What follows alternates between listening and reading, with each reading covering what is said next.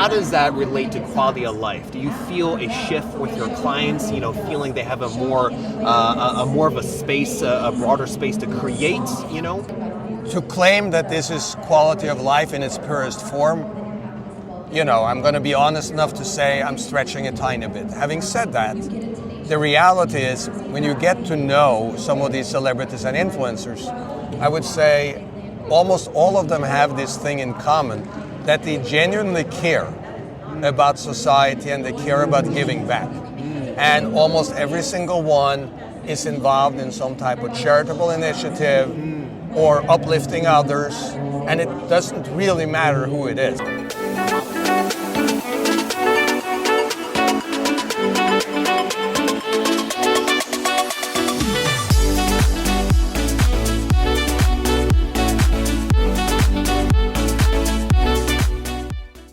So I'm Dr. Colin Zhu. We are here at Thrive Bites podcast here at the Best You EXPO in LA Convention Center.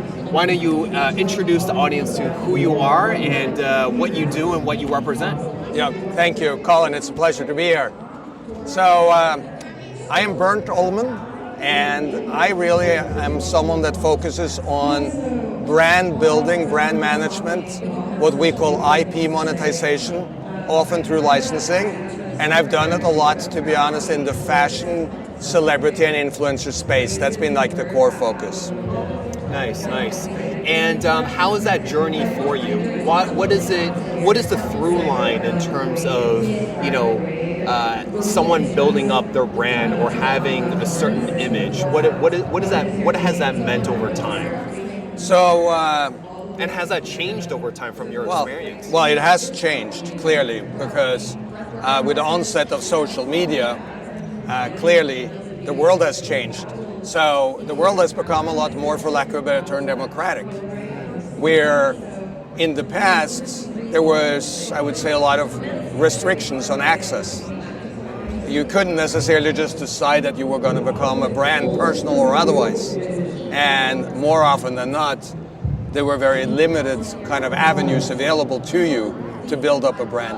Now the reality is all you need is a smartphone, and you can start, to broadcast and build your brand equity and be a brand. So that's kind of like the biggest change, the democratization, the accessibility, which has taken us from, over the last several years, we were in the consumer economy, we went to the dream economy.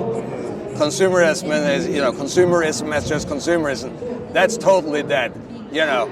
Nothing like a worldwide pandemic to kind of refocus people, right? Yeah. So that was probably long overdue and a good reset. Yeah. So people started to focus on things that's more important. It took us for a moment into the dream economy where people were willing to spend money, but it was on experiences, and quite frankly, it started right before the pandemic. Where people were willing to spend money, but it was on experiences, doing things with their friends, more quality of life specific investments, so personal growth. Yeah. And now we are kind of, I think, pretty squarely in the creator economy, where people are finding ways to monetize their talents and skill sets, particularly utilizing social media to bring kind of their products or services or ideas to the forefront. Do you think it's a combination of COVID, the pandemic, and social media that kind of, I guess, in a way, kind of narrow this in a way? Yeah, I mean, very clearly that's to a large extent what happened. So I think COVID, once people got over the gripping fear and started to cope with kind of the new normal, people started, because that's what people do, started to figure out, okay, how do we adapt? How do we adjust? How do we make money or function? Or how do we interact with other people when we at one point weren't able to, leave the house? And obviously, what COVID, as much as it was awful, COVID deserves some credit. It ended up teaching a whole generation worth of not only Americans but the global population that we can communicate and interact through our available technology. So companies like Zoom, zoomed to the forefront. Yeah. And everyone had meetings, but they didn't leave their house. Yeah. And so on and so forth. And so Crazy. we were not aware of that. And fast forward, COVID is now mostly behind us. It's mostly safe to go back to work, but guess what?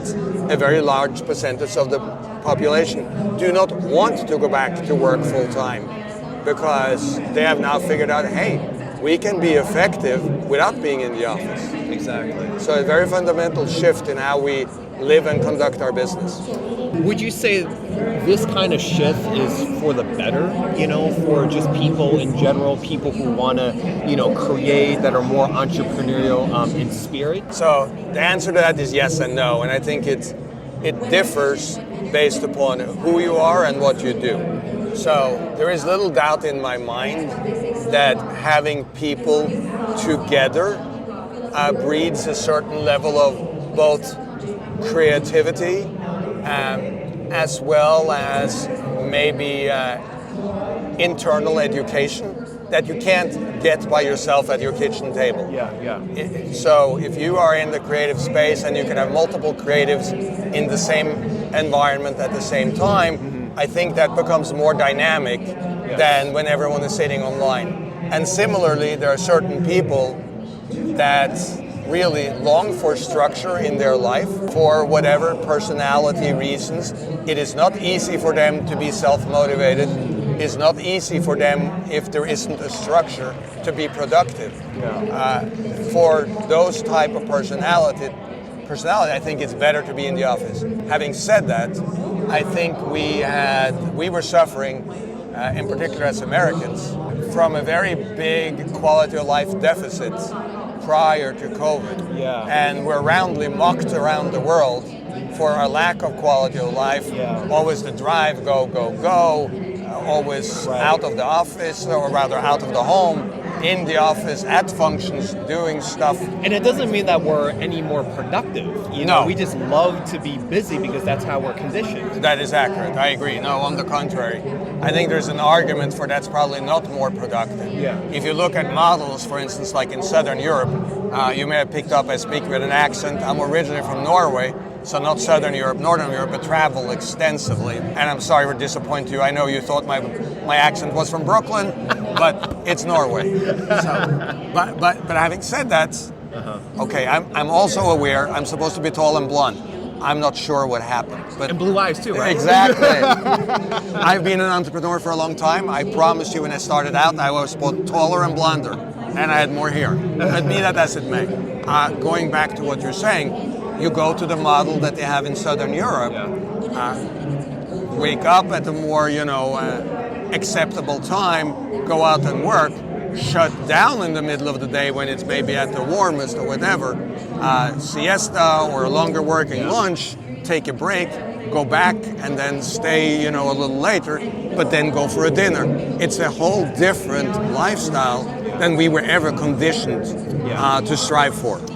Like I think Denmark, for example, was one of the highest countries in terms of the happiness index scale. Yes, absolutely. And I think part of that is the socioeconomic classes were not as disparate. So you don't have this wealth gap that we have in America, right? So do you feel like that, might be going off topic, but do you feel like that needs to be instilled, or there's a certain uniqueness of the capitalistic mindset and entrepreneurial mindset of being in America? So this is really, tough, and you're going very deep. So as I said, I'm originally from Norway. I got my education, both my BA and my master's degree from Copenhagen Business School. So I lived in Copenhagen, Denmark, for 6 years. I still can't get over 6-foot blondes that ride their bicycles down the street of a Berkeley. It's a very attractive setting. It's inspirational. So that's true as well. But so I have a lot of perspective, and yet I'm here. So, and the perspective is the quality of life aspect, I think, is incredibly important. However, there is this really heavy-duty push where you are not supposed to stand out or be different So the society very often strives towards the lowest common denominator. And I have a very hard time to subscribe to that. So I believe that if you have initiative and if you have the ability to achieve success, society shouldn't punish you for that. And some of those communities, while they score very high on the happiness schedule, and while quality of life is high, it is not like, let me give you an example. Here, most likely if someone has been successful and someone else hear about it, a typical reaction will be good for him or good for her. Amazing. The reaction to the exact same sentiment in like the Norways, Denmark, Swedens of the world, more likely to be, wonder how that happened. He or she probably cheated. It's probably not gonna last. Just you watch and see. It is a very different kind of core, I mean, and that's like the core thought process of the culture. Like there's some sort of external factor that happened as opposed to something that was created and birthed and with diligent hard work, you know. That is simply not celebrated. Yeah. So it went as far as, you know, I don't know how relevant it is for this audience, but it was an author coined the term janteloven, lov is law. So it's the law of, and that law was exactly, don't think you're anything, don't think you're better than anybody else, don't think you deserve success, you should not stand out. I mean, it's all the stuff that we kind of, as a society, like to celebrate. Yeah. And of course there is no such law, but that was simply this author pinpointing kind of the core perception of culture in the Scandinavian countries. Yeah. I mean, having humbly been traveled to every continent on the planet, it's very interesting to, you know, to witness and observe different people's perspectives and cultures. So neither right or wrong. I mean, if it works for you, you know, why not, right? Not right or wrong ever. No, just difference. Yeah. Just difference. Now, you touched upon the quality of life, and through your services, how would you say through your services and everything you've created and partnered and all the different, you know, celebrities and brands that you partner with so far, how does that relate to quality of life? Do you feel a shift with your clients, you know, feeling they have a more of a space, a broader space to create, you know? To claim that this is quality of life in its purest form, you know, I'm going to be honest enough to say I'm stretching a tiny bit. Having said that, the reality is when you get to know some of these celebrities and influencers, I would say almost all of them have this thing in common, that they genuinely care about society and they care about giving back. And almost every single one is involved in some type of charitable initiative or uplifting others, and it doesn't really matter who it is. I'm working closely with Daymond John, who is the founder of Fubu and, you know, the People Shark on Shark Tank. And he has taken it so far that he has just launched a children's book. And it's Little Daymond Learns to Earn. And it's financial literacy. I love it. Because he feels that society at large, and rightfully so, we're teaching our kids a lot of stuff in school, but we're not teaching them about entrepreneurship and financial literacy.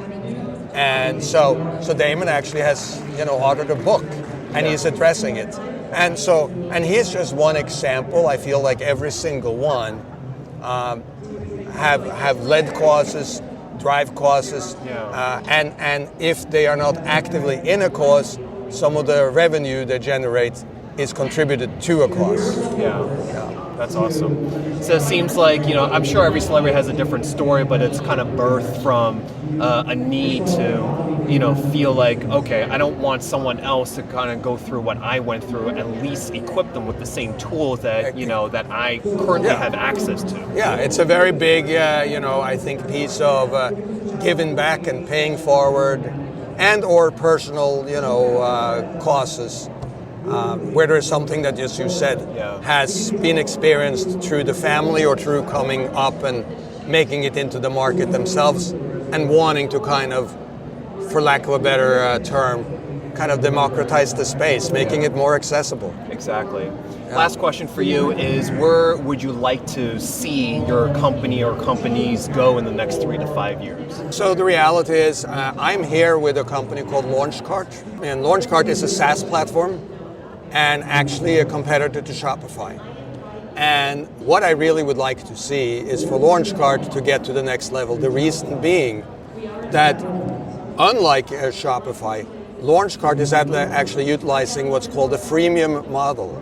So you can go on and you can build your own e-commerce store free of charge. So if you go on launchcart.com, in a matter of hours, you can be in business. And because of this freemium model, we are empowering entrepreneurs all over the world.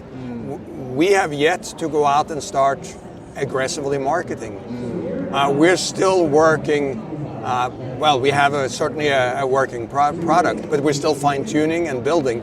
And yet, we have over 50,000 sign-ups or downloads from over 180 countries worldwide. I love it. And clearly, making $200 more in San Diego or Manhattan, that may not necessarily change your life. Yeah. But if you're in Bangladesh or Kuala Lumpur, it can actually make all the difference in the world.